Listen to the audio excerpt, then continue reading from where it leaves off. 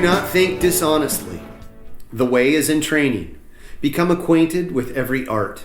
Know the ways of all professions. Distinguish between gain and loss in worldly matters. Develop intuitive judgment and an understanding for everything.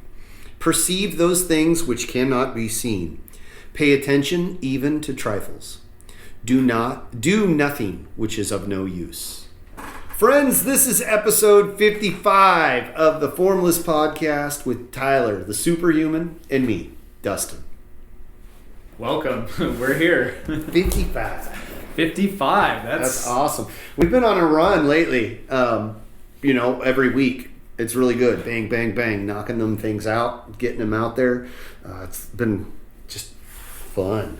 I'm enjoying it. I think fully immersing yourself in something like doing as much as you can. As much as you can every week. A podcast is like, there's something about full immersion, just, and going in and you're doing it. And we could probably even go fuller than this. Yeah, we could if time allowed. I agree.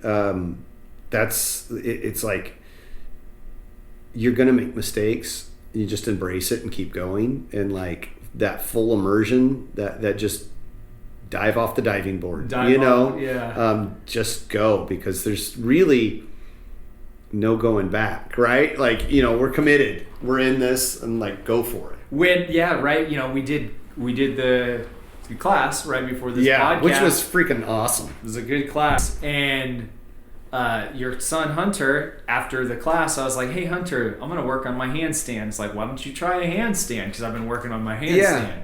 And I was like, Hunter, just do it, man. Like, make sure you got plenty of mat space to you're not gonna fall on anything or anyone. You're not gonna fall onto the cement or a chair or somebody. And I was like, just go for it. And so Hunter just threw his leg back and tried to do a handstand, and I think he went all the way over and landed on his back. But he tried it.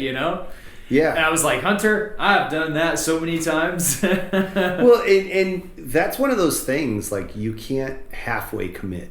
It's like all or nothing, because you're not going to even get close to getting better if you don't fully commit to that,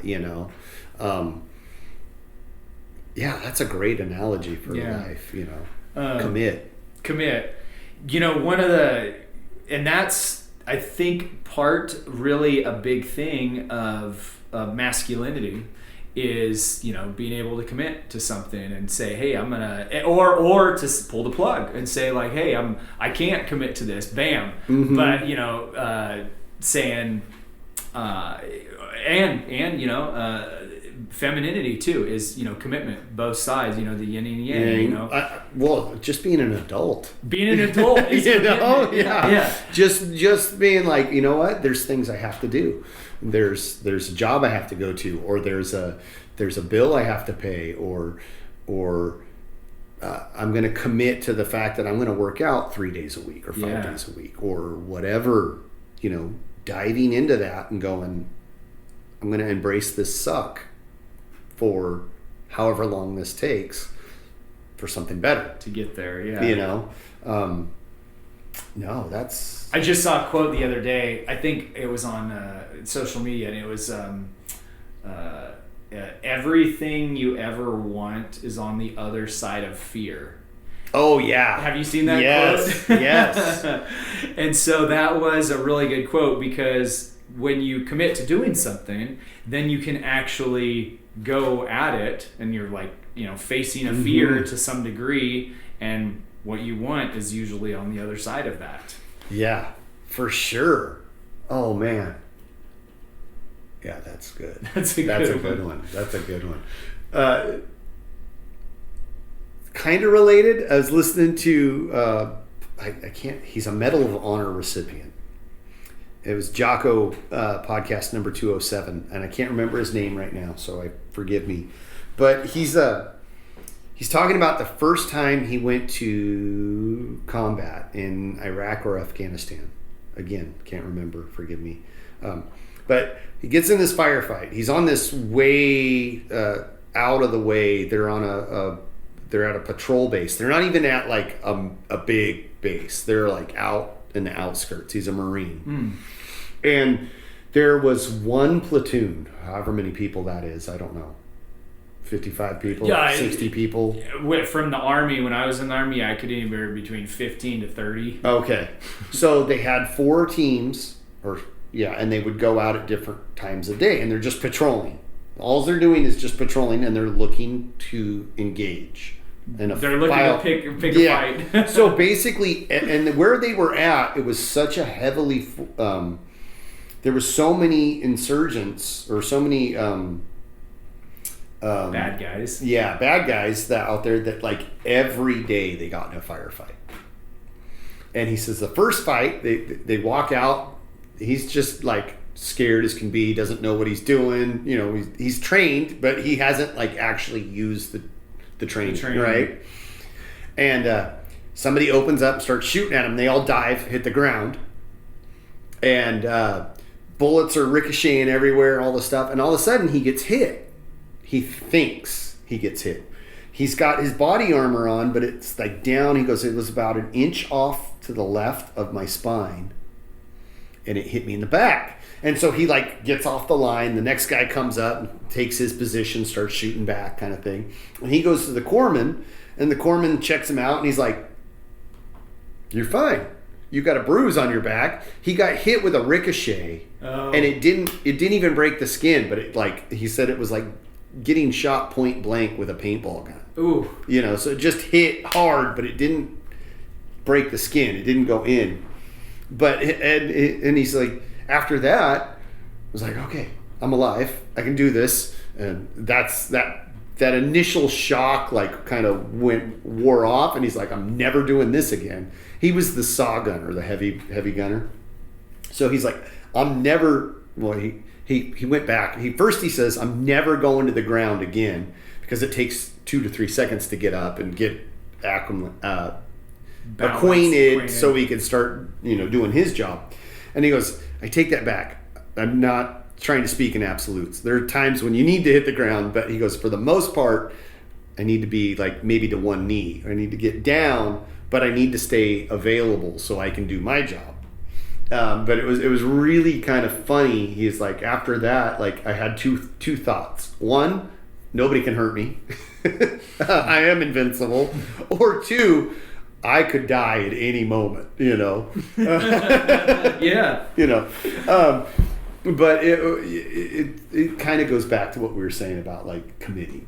He's like, I committed to do a job, and I'm going to do this job, and the stakes are real. Like he realized the stakes are my life. Yeah. Which is crazy. Like I don't know that I want to commit to anything like that right now, but I do want to commit to the things that are healthy for me. Yeah. No, I mean, going down, like me learning in the Army, going down and onto the ground on prone, mm-hmm. you're the most stable there, Yeah.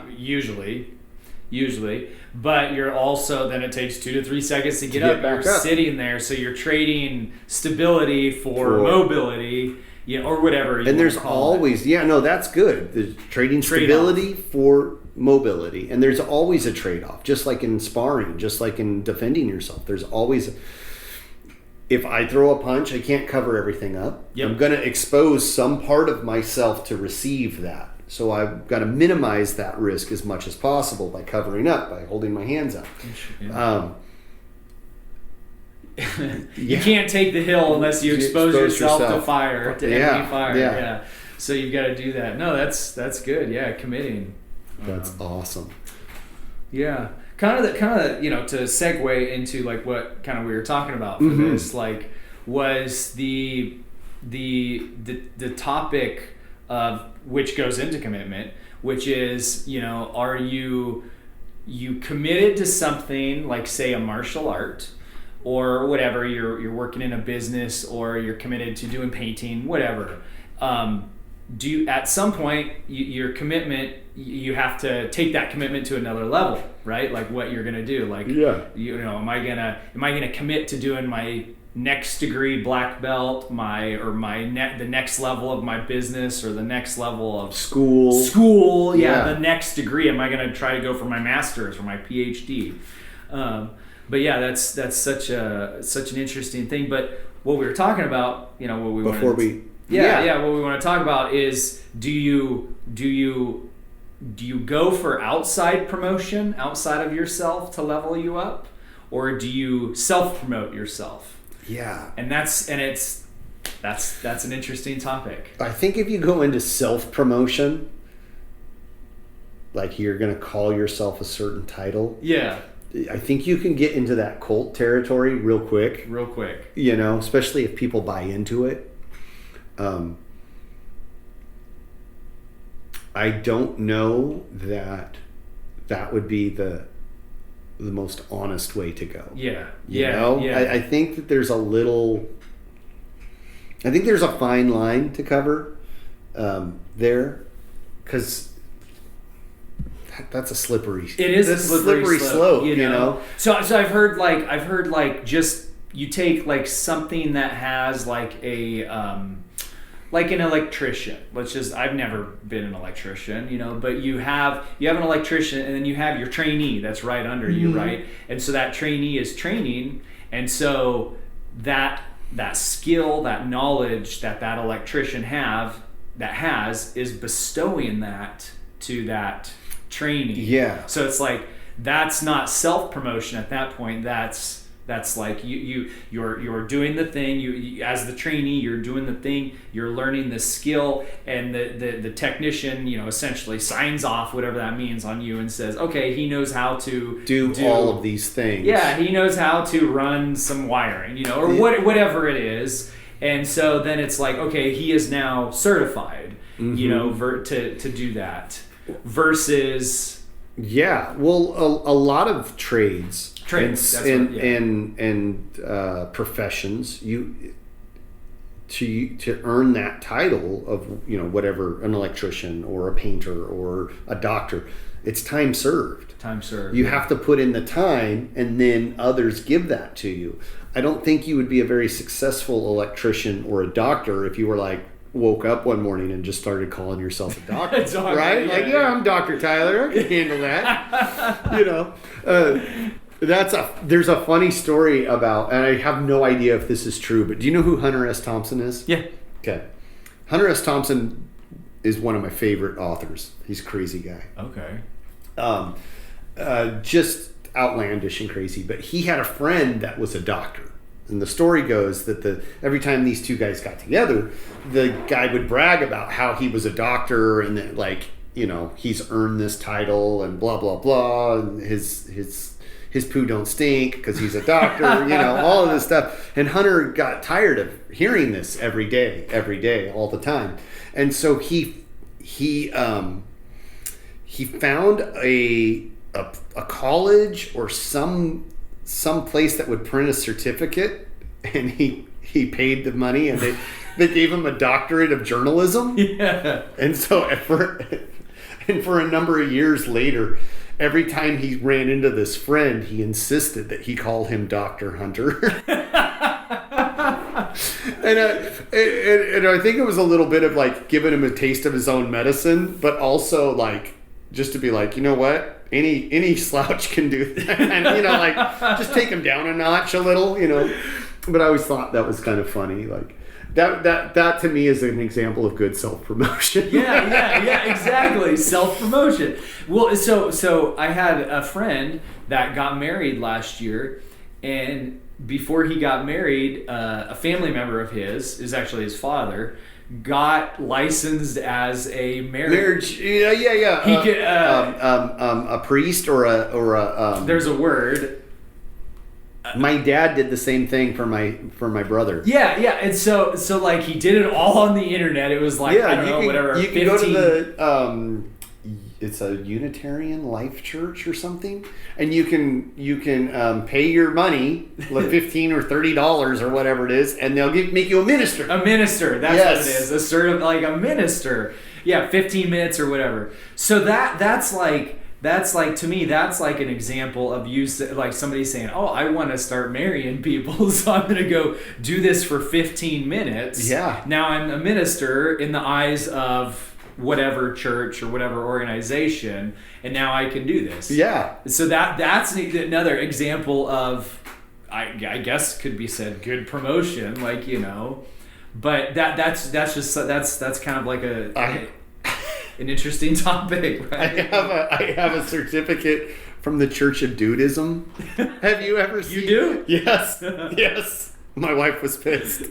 So, have you seen The Big Lebowski? Yo, of course. Okay, the dude. Yeah, the dude. Some guy started a website and basically made a church of the dude. And like wrote a book about dudism and everything and started this whole thing as a gag. And apparently, I don't know if it's true or not, but with that certificate, you can legally marry people. It like holds up. I don't know. I've never tried I never tried it out. But I got a certificate somewhere. So you can legally marry people. Apparently, according to the Church of Dudism. Yeah. Okay, so that's exactly what I'm talking about. I did it I just did it because I was like, this is too funny. I have to do it. I gotta try this. I gotta do it. I think it was like $10 or something. Yeah. So then that's like is that recognized like within the state of California like as a I don't know. Probably. Maybe. I mean, at what point do you like draw the line and go, okay, we can't have any of these kooks in here. Yeah. Yeah. Yeah. So like the Army example, right? Yeah. Like, so me being in the military, the unit, sometimes a person is in like a unit, a company or whatever, that their main you may have your time in service, you've been in the military long enough, and you've been the rank you're at currently, time and grade, you've got enough of that. And so those two things usually contribute, those are the main factors that contribute to like promotion. To get promotion, yeah. So that contributes. And you may have to promote to a different level, you may have to go to another school for a month or 2 weeks. Like to specialize in something or to learn some new skill. Yeah, before I got promoted to sergeant, I went to warrior leadership course in Utah, which was a 2-week course on leading troops. And it's how you get trained as a sergeant and how you do counseling forms and how you you run a PT program and how you test PT people for their PT, their physical training.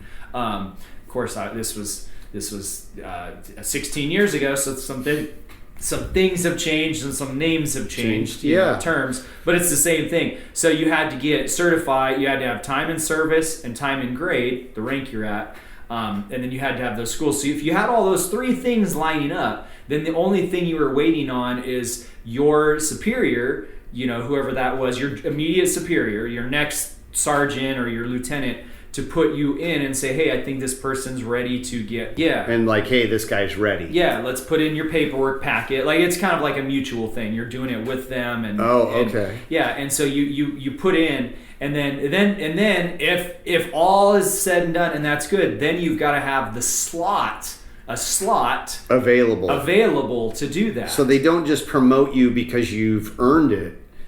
Unless there's a position for you to fill. Because otherwise you run around with 20 sergeants and 3 privates. Gotcha. So you've got to have the slot. So if sometimes there may not be slots. You may have to do like Sensei Llewellyn, right? That we've had on this podcast.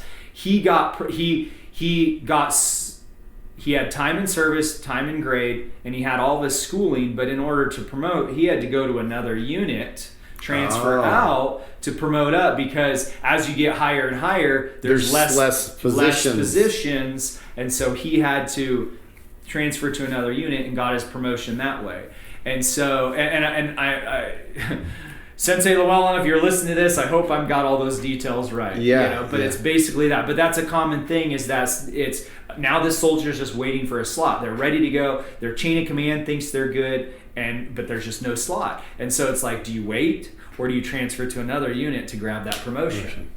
So that's a real thing that happens, and a lot of soldiers, you can't blame them. They got families to feed, they've got bills to pay. Because that means an increase in pay and benefits and all that other stuff. Increase in pay. So they're like, well, I'm not going to wait and sit here and once you, like, say you reach I'll just use my example. You reach E5 buck sergeant in the Army. So you're a buck sergeant, and they say that's the best rank in the military. Or in the Army, I should say. The best rank in the Army. Just because it's the sweet spot between authority and where you're at. Like, you've got a couple of guys under you, you're a small team, you run the team, and it's just a real sweet spot to be. Not a whole lot of responsibility. There's responsibility, but there's not like overwhelming. Yeah, it's the fun type of responsibility. Now, when you go from E5 to E6, now you're a staff sergeant who's in charge of 2 buck sergeants who have their own teams. You're a squad leader as an E6, a staff sergeant. So, but a lot of times, so when you wait, so like you get. Let's use me for an example. You get promoted to E5. Okay, so now you're waiting for E6. You're waiting for that E6 slot. Now, a lot of guys want to get to E5, buck sergeant, and stay there for a couple of years, until they get comfortable. Then they're like, I'm ready to promote. But some guys, they get there and they're like, bam, immediately, okay, well, what can I do to start to climb in that rank. To climb in that rank. And they immediately are gung-ho. We call it high speed. They're high speed. They want to start doing all those, checking those boxes. Okay, let me get my schools in line and do that. And they want to level up as fast as possible. And usually you can't really blame those guys. What, you tell them no? No, you can't. I don't think you should promote. You could say that. But ultimately at the end of the day, it's their commitment. They're putting in the work. Yeah, I mean, what is in my business to tell them, no, you can't promote? No, you can't go to that. No, you can't go learn more. That's dumb. And so, anyway, so I just use that as an example. But then also, too, that E6 that's above you, or if the E6s in your unit, they may be happy where they're at. And they may not want to promote yet because they're not comfortable of promoting, even though it would be more pay, more benefits, whatever, to go from E6 to E7, so a staff sergeant to a sergeant first class. So they may not want to promote for whatever reason. Some guys just get a certain rank and they're like, this is where I want to stay. I'm comfortable here. Here, and there's nothing wrong with that. I did that for years until I was comfortable to promote. So it's that battle between, there's some guys that just want to climb the ranks, and man, if they're going after it and they're working hard and they actually prove themselves, I mean, who's to say to stop them? Versus the other guys who are like, no, I'm not comfortable promoting. I want to get more used to this position and wait for a while. So you've got a unit full of guys that maybe just want to hang out, and be comfortable. Yeah. And you've got that real high speed guy that wants to promote, but he can't promote because all these other comfortable people are in positions where they want to stay. So he hits this wall, so he can't go any higher. So the only thing he has to do is then transfer out of the unit. Move on to something else. Move to another unit. Another unit with either a different job, and he needs to, he or she needs to reclass or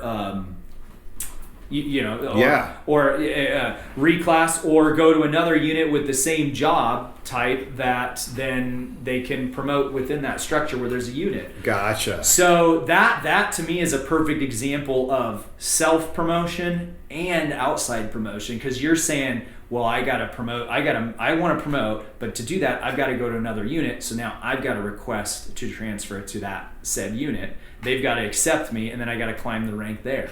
So they have to accept you. The new unit would have to say, yeah, we'll take Tyler. We'll take this guy. Yeah. Oh, really? Yeah. Wow. So, and it all depends on the leadership too. Mm-hmm. So that's the fine, and just a lot of guys, they're like, hey, I want to get promoted. I want to earn more money. I want to go to this school. And so within the military, you do have a lot of say in your career, but then that could all go out the window and you don't have any say when they're just like, nope, you're going over to this country. You're deploying, Yeah, because we need you here. We need you here. Like your free will is gone for now. Like, boom, you're in this unit, So, and it's a hard thing to grasp and understand unless you've been in it or been around it. But so that's a perfect example to me of somebody saying, well, or you take it in a job. You're like, oh, I'm not promoting here. Like this company over here is offering me more. Go here, assuming it's better or whatever. Or then you know, it's such a just an interesting topic, you know, because it's all like, well, it's kind of it's almost like each case is a case by case basis, you know, thing, because you need someone to bestow that. Even if you go to another military unit, you still have someone above you saying, okay, this person's checked all the boxes, we see their character, we think they're ready for promotion, let's promote them. And that only would have happened if they went over to this unit over here, you know, because there's room. Something. I had a question, not to get too off topic. E stands for enlisted, yeah. And then what's the other? O is officer. Yeah, so like an O1 is like a lieutenant in the Army. So you go through E 1 through 6, and then you go O. Well, they're actually two separate rank structures. So it's not like E1 to E2 to E3 to E9, which would be the highest, and then you go O1. I mean, yeah, you could. Somebody could do that. Yeah, I don't know. Somehow. But usually you enter the military as either enlisted or an officer. So if you want to be an officer, you need a college degree. And then you can join with the college degree and you can go in as a second lieutenant. And then... Really? You wouldn't join as a private? No. I mean, you would go to base... You would join and... I looked into this and I didn't become an officer, but I wanted to. But you would join and then you would go to like your own specialized boot camp for officers. Oh, okay. That are just people straight out of college with college degrees, and they go to just right into officers training. And so then they go and they come out as an O1. Does it matter what degree you get? When I was in, it was a 4-year degree. So you could have 120 units. You can have 120 units in underwater basket weaving and become an officer. Yep. You don't even have to have, I take that back, you don't even have to have a 4-year degree. You just had to have 120 units. So you could just go to community college for 4 years and get 120 units. It may have changed since then, so don't quote me on that. And then for a short while, I believe, again, don't quote me on this, they were taking people with 2-year degrees to be... Really? Yeah, and I think there was a stipulation, we'll take you if you have a 2-year degree, you can go to officer school, be a lieutenant, but then within like 5 years you have to get your BA. Oh, wow. So, or you know, whatever, BS, your 4-year, 120 units. So, so, and then enlisted, you are just like, oh, I'm just Joe Schmo. I'm going to sign in up on the military. Then you start as a private, and then you work your way up the sergeants. And so there's officers, which are lieutenants, captains, majors, colonels, generals. And then you've got enlisted, which is you would do like privates, specialists, corporal, sergeant, staff sergeant, all the way up to command sergeant major. And so those are the enlisted. And those corporals and up to command sergeant majors, those are called non-coms. They're non-commissioned officers. Okay. So you're a non-commissioned officer. And they call them the backbone of the Army. They're the ones that get stuff done. The non-coms are the backbone of the Army. The officers issue the orders. The non-coms make sure those orders are carried out by the other non-coms, the lower ranking non-coms, and the privates and everybody. So wild.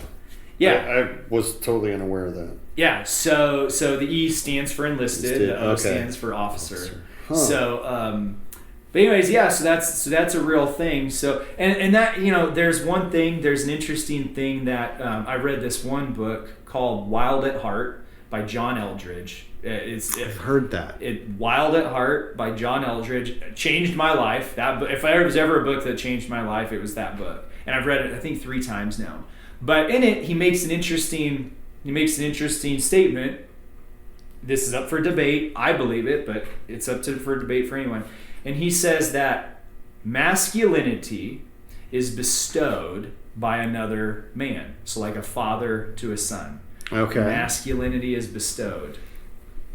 Interesting. Or from a mentor to a younger person, you know. And so and that was in regard. That book's Wild at Heart. What's that about? It's a book. It's about masculinity, and it's a Christian version, of a Christian book on masculinity, and it's really good. But he said masculinity is bestowed by another man. There's a companion book written by John Eldridge's wife called Captivating by Stacey Eldridge, and it's geared at women, and it talks about same concepts, but it's like the femininity part of it for women. I've read that book twice. Oh, really? And so it's really, they're really good companion books. And so, but anyways, so that's where I got the idea of, it kind of goes into when he says masculinity is bestowed by another man, is rank bestowed by somebody else. Is promotion bestowed? And I think it's a balance, right? Like what I just said with the military, And what happens a lot of times, you get two really, we've all seen this, you get two, how like you have two separate friends from two different friend groups, and they're great on their own, and if you have a party with them there, they just don't get along, they butt heads. I've seen it. Oh yeah. Same thing happens in the military, where you get a really great person that's higher ranking than you, and somebody else that's lower ranking that they're in charge, and they're both great people individually, but somehow you put them together and the personality they don't mesh.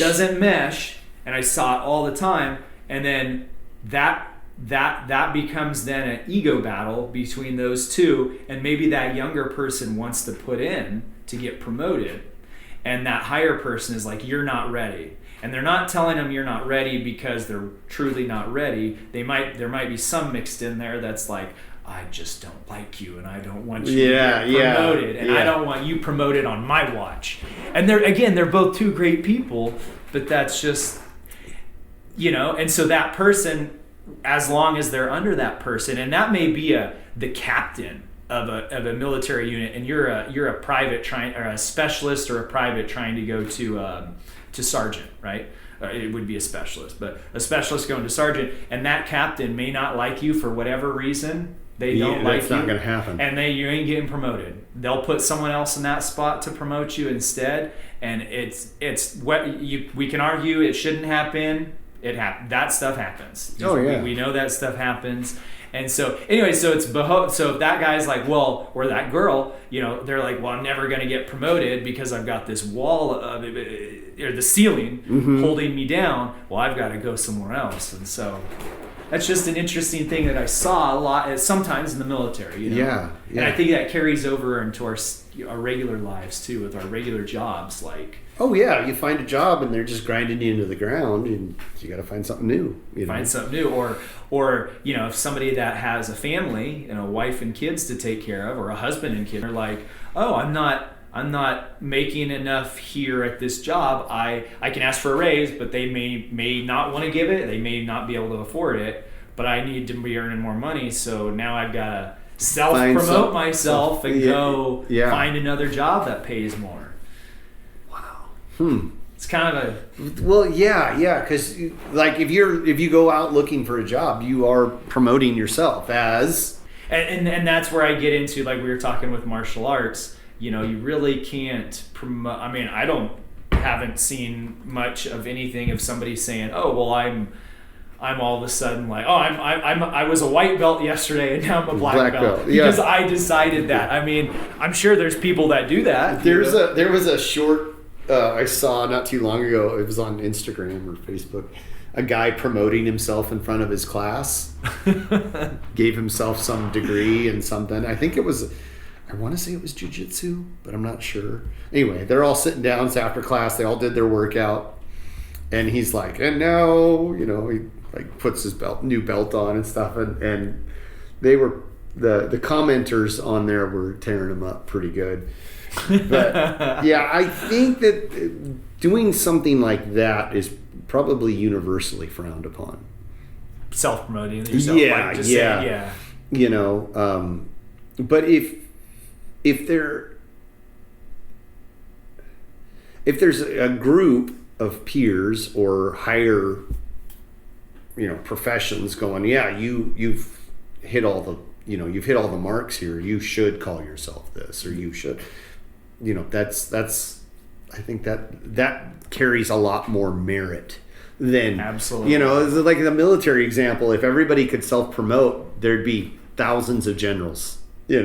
Everybody'd be a general. I'm a general. Yeah. And that's taking it to the ridiculous extreme. But that's how you, in the extremes is where you find those boundaries. Those like, this is not okay. This is not okay. So like the same thing, right? So in martial arts, we have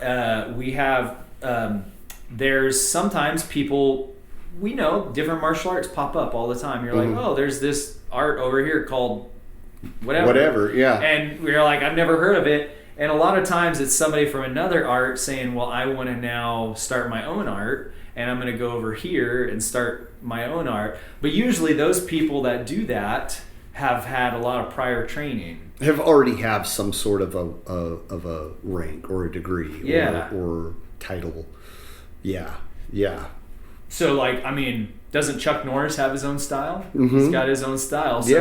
So he did his own thing with the what's the main art he did? I can't remember it right now. But he's got the art that he trained in, in his early years, and then at some point he said, "Well, I'm going to found my own art." He has he's got quite a few black belts. Yeah. Like I know he's a Gracie black belt in jiu-jitsu, and then he's got, I want to say Shotokan, but I don't think that's right. He's got his own, his first style that he learned, and at a certain point, like, you're not I don't think you're reinventing the wheel so much as like taking stuff, all of these other things that you learned and putting it together. Medicine is the same way. You have like general practitioners, and then you have specialists. Okay, yeah. But you still have to have a general practitioner before you become like a brain surgeon. Right? Like you still have to go through. Right. Everybody goes through the same thing, and then you branch off and do the specialty thing. So I think that is very similar. Very similar. You take, everybody's got this general concepts that they have, and then you branch off and do X, Y, and Z. Yeah. No, that's just an interesting thing, and I think that applies to everything, because it's a balance between when do you have to self-promote yourself versus when do you have to wait for it to come to be bestowed upon you. For it to come, and if you think but you have to, sorry not to interrupt, but you have to do a certain amount of self-promotion, right? You have to be like, hey, I'm available, pick me. I can check all these boxes, and I can do all these things, so I'm not worthy, I guess worthy, or I'm eligible for this. But somebody's still kind of going, okay, yeah, that guy is correct. He is eligible. Yeah. Or gal, or whatever. But you're not going, I am this now. Right? Like you're going, I hit all the marks, I qualified. Correct. But I'm not a doctor, I'm not a black belt, I'm not a welder. I'm here, I'm eligible, I'm available, pick me. I'm available to get promoted or to whatever. Those I think are distinctly different, because of self-promotion, like what we're talking about. Hey, I'm here. But self-promotion in the aspect of like, oh, now I'm a doctor and you should address me as such. That's different. That's different, man. Yeah. That's different. You're not like, you're just saying that, you're just calling yourself something. You're not being that something. Yeah, it's not backed up by something. Yeah, you got to back that up with some serious, some skills or some documentation or some proof. Certifications. Yeah. It's like when you get it's funny. Every job application you fill out, they ask you if you have a high school degree. Yep. High school diploma. Yep. How often have they asked for proof? Have you ever had a job where they asked for proof that you graduated high school? The Army, but that was That was it. But other than that, nothing. But if you get a college degree, I don't know, I don't have a college degree. I would assume that if they're doing their due diligence, they're going to look into that. The job? The job. If you came to me, I run a business. You come to me and I'm like, did you graduate high school? And you're like, yeah, I did. Okay, that's good enough for me. But if you got a degree in something, if we're hiring you for a specialized thing, I would assume that you need to show proof that you've got that specialized thing, whatever that case is, right? I know like state certifications, you have to show proof that like I am certified by the state of California or Texas or wherever to do these things, and here's my proof, and I have hours to back that up. Yeah, I mean, I don't want a doctor working on me. That's like got his doctorate out of a Cracker Jack box, right? Let me see. Which one's the scalpel? Yeah, exactly. Oh, this one looks good. We'll see what happens. Yeah, no, it's just interesting. My dad, when he moved out to California in the 60s or 70s, he came out here and he just wanted to start training horses and be a horse trainer. And so he did all these seminars, boom, boom, boom, and he was doing seminars, and he just started doing it, and he just was like, yeah, I'll work with your horse, like to people. And he bought a place with horse barns, two big horse barns, 10 stalls in each one, two big horse arenas, one big rectangular one and one big round pen to run your horse in a circle. Okay. And he just started doing it. Like he just said, well, I'm going to start training horses. Like, and this is what I'm going to do. Wow. Yeah. And so and he just did it. And then he had the name, like when I was a kid growing up, I mean, if you were in horses, you knew my dad's name in this area. Like he was just well known. He was well known for hard work and for good results on the horses. People would get their horses back and be like, man, I can do whatever I want with this horse. Like he really he trained it. And of course, then some people go on and do well with their horses, and other people put their horse in the barn and don't ride them for 6 months and then wonder, what the heck happened? Why does my horse not listen to me 6 months later? Oh, because he didn't put the time in, Anyways, but the fact is to the best of my knowledge, he just was like, I'm going to do this. I'm going to be a horse trainer. He went and got his own certifications. Like he went and took seminars from other well-known horse trainers. Okay. But he didn't just wake up one morning and go like, I'm a horse trainer and bring me your horse and I'm going to train it. Right. He went and learned. Yeah. And so I think that's a different.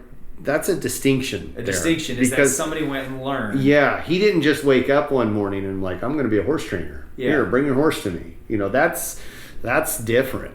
That's different. That'd be like waking up one morning and being like, well, I'm a doctor. I'll operate on you. Let me see what we can do here. We'll see how this comes. Yeah, I think you've got to. We're going to have to remove this. I don't even know what it is. That's Google different. Yeah.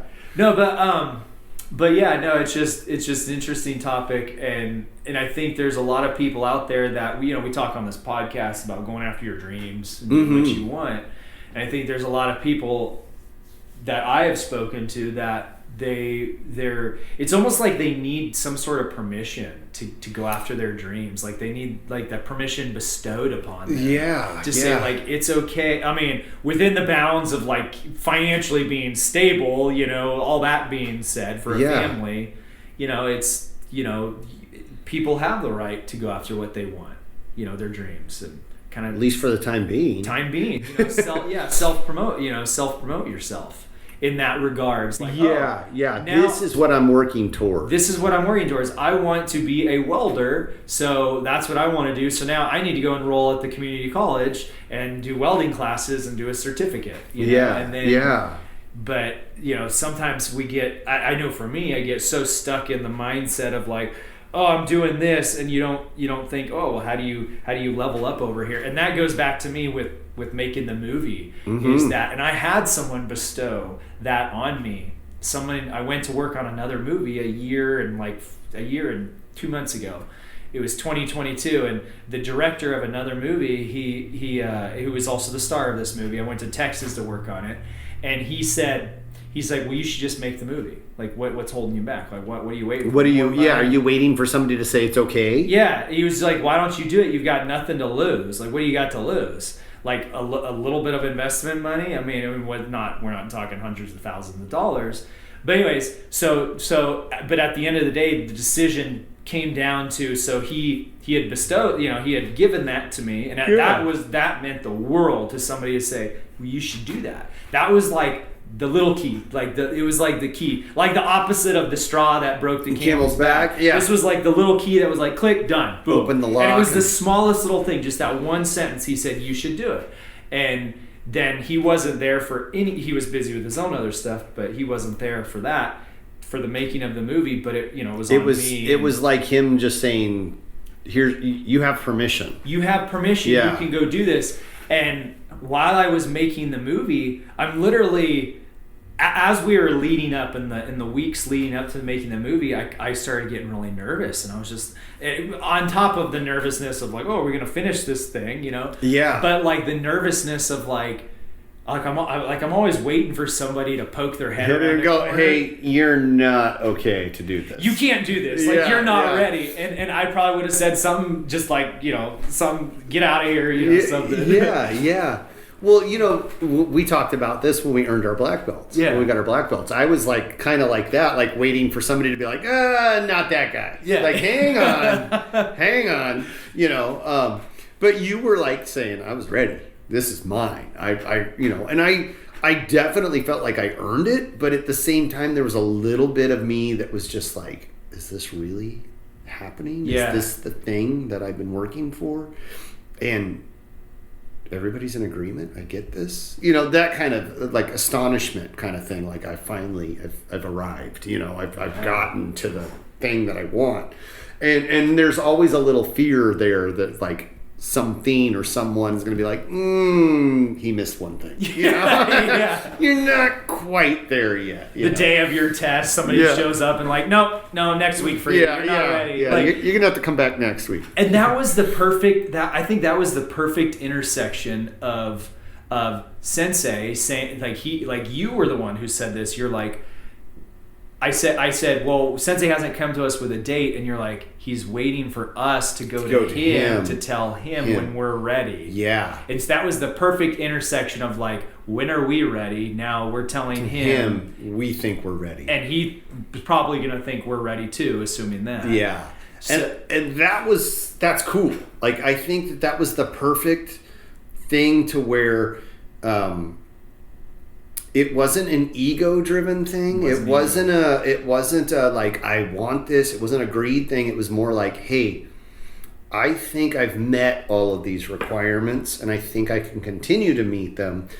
I want to see if I can. Yeah. And that's faith in yourself. Yeah. Faith in yourself. And I think that establishes, at least in my mind, the qualities of Sensei Court. Like, as a good teacher and a good leader, so to speak, like I think he would have been, he watches everybody, but I think he starts to really start watching people as they get more than halfway through, like, okay, what are we going to do for this person when they test? Mm-hmm. What challenges do we need to test them on? Because they can do the things, they can do all of the techniques, but can they handle this pressure? Can they handle, where are their strengths? Where are their weaknesses? What do we need to improve on? And I think in our situation with COVID and all of the things that were going on at that time, I think he was just like, they're there, they don't know it yet. They haven't seen that they're ready yet. So I'll wait for them to come to me and say, I'm ready. And who knows how long that whole thing took. That could have been 6 months or a year. It might have been 2 weeks. I don't know. But I think that somewhere in that thought process, that situation happened. Yeah. And unconsciously. Probably. Yeah. Or maybe consciously. Who knows? I haven't talked to him about that, but that'd be an interesting conversation to have. Yeah. Well, and that's like with all the testing we do, it's, hey, I think I'm ready. And I want to test now. Mm-hmm. And I recently told someone, they said, hey, I'm going to test. And I looked at their stuff and I was like, I don't think you're ready to test. I think you need 1 more month. And they were like, well, I think I'm ready. I'm going to test. Well, they tested and they passed. Yeah. I was wrong. Good for them. Yeah. That was a learning experience for me. I always tell people, regardless of what I think. Yes. Like, it doesn't matter what I think because it's not my place. But dojo, you mean? Yeah, not my school. Not my school. So it doesn't really matter what I think. Here's my perspective. Here's where I think you're at. I think everyone should test as long as they can deal with the consequences. Yeah. Can you deal with the potential to be rejected? Can you deal with not passing? If that's the case, if you can deal with that not passing, find out. Go test. Find out. If you can't, wait. That's good. I failed tests, and when I failed one test with Sensei Blue, and he was like, "You didn't pass." Like right after I finished, nope, not passing. Oh man! And then at 12 years old, that hurt. But hurts. After that, he goes, "This is what you need to do. You did this good. This was okay. This didn't work." And so, right back to the drawing board. It was honest and it was fair, but it was like a harsh reality. And I'm sure he was a much younger person then, and I'm sure he does things differently now. Yeah. But it was a great lesson. It was a great lesson in life. At 12, I was like, oh crap, that hurt. Yeah. But later on, it was like, own your stuff, and that's carried with me for a long time. Like I've never forgotten that. And so, interesting. Yeah. That was a good lesson. Oh, dude. Yeah, it was a harsh reality, but like I was like, okay. Once I thought about it and once I heard why, it was like, okay, yeah, well, I didn't do that very good, And there was somebody else that tested with me at the same time, and he didn't pass either, and he quit. Oh. I quit much later, but that's another story. Well, then you came back. I came back, yeah. And it wasn't my choice to quit. I wanted to keep going, but things. There's a dichotomy there. There's a dichotomy in everything, as far as self-promotion, and just your ego get in the way. Or is it greed? What is that thing that makes you want this? That thing, yeah. My thing with making a movie is I looked around and I saw like all these people making movies, and I was like, man, I can do that. And I was like, I can do that, and like a lot of people were saying, don't make this movie because you don't have money, resources, the right talent for it, crew members. And man, if I would have listened to all those people, so-called people that a lot of them I respect, I wouldn't be where I'm at now. And I can't imagine not being where I'm at now. And like, that was me taking people that had more experience than me in a lot of regards, giving me a piece of advice. And I was like, with the consequences, like you said, I was like, I think I can deal with those consequences. I'm going to go against their advice. Yeah. Just because I believe in myself and who I'm with, and I'll take the consequences, and I'll prepared for that humbling experience. Yeah. Well, it wasn't like I just like, oh, I'm gonna do it. It was like a well thought out, like, what's down this road if I go down this road and we slip and fall and this movie gets half made and we're embarrassed and but it was like, well, you got to take that chance, but then like I said, everybody that I talked to was like, no, don't do it. And the one person that gave me that permission, man, that was like a breath of another world's fresh air. Yeah. But it's the funny thing is like you didn't need that permission. I didn't. No. I didn't. But for some reason, it was like the one little thing that was holding the primer that ignited the rest of the power. Yeah. So, but that's interesting. I know a lot of people like want to start their own businesses or do whatever, and just out of fear they don't do it for whatever, and it's at some point they got to decide, do I want to keep down this path of doing what I don't like or what I kind of like, or do I want to self-promote myself and go out and do it and do it yourself? And again, like, I didn't have, when we were making my movie, I didn't have people above me that I could go, because we did it so independent, so low budget. I didn't have anybody to go to be like, hey sensei, what do you think about this? How do I do this? Like, I had to figure it out myself, along with my friend, the director, and the other people. And so it wasn't, it's like you had to figure it out on your own. So it was a great lesson for me. Just a growing lesson of just... Sorry. Yeah. I'm not bored. Am I that boring? I'm not bored. Sorry. No, that's so awesome, because even when we started this, the podcast, that conversation that we had, I was like, we should do something, and you're going, let's do it. Let's start tomorrow. And that was like the catalyst that I needed. That was like, oh, hey, this is okay. We can do this. We may fail and fall on our face, but at least we tried, and it's funny how you find yourself in certain situations like that with like your friend that just said, do it. Yeah. That guy probably doesn't even realize the gift he gave you. No. Or maybe Yeah, who knows? He might, but I'm gonna thank him for sure. Yeah, Give him a ticket to the premiere. But we all kind of wait for that sometimes with certain things. We all kind of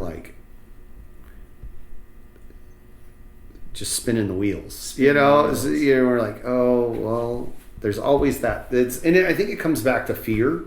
Fear. Everything you want is on the other side of fear. That's right. Absolutely. That's perfect. Everything you want is on the other side of fear. I think we need to break and go to our commercial now, because we have things to commercialize. We have a website, formlesspod.com. You should go to that and check it out. We have all of our YouTube videos on there, including this one. We have a sticker to sell you if you so want. It's pretty classy. Looks good. It's a really cool sticker. I think I'm gonna buy a couple. Yeah. I'm gonna stick them on my car. They're durable. They're 4 by 6 inches oval, and it says the Formless Podcast. Be formless. That'll be up on the website here, and all the other things that we're doing. All of our links to Facebook groups, Instagram, Twitter, or X, and YouTube are on there as well. You can check us out there, ask us questions, see what we're doing, see what we're up to. The content is coming, and we are going to continue to put stuff out there, and hopefully you'll be along for the ride to enjoy it. Yeah, and if you guys got any topics you want to talk about, message us on Instagram or Facebook or X. Email, whatever. Snail mail. Our address is up there too. We can take that. It just gets us a little longer to reply. Give us some good topics. Some juicy topics. Yeah. Also, be on the lookout. We're going to do some live videos too, I think, soon, where we just talk about different things like awareness and self-preservation and safeties and maybe some punching and kicking stuff, or biting and eye gouging and all that kind of thing. So, well then, friends, have a wonderful evening.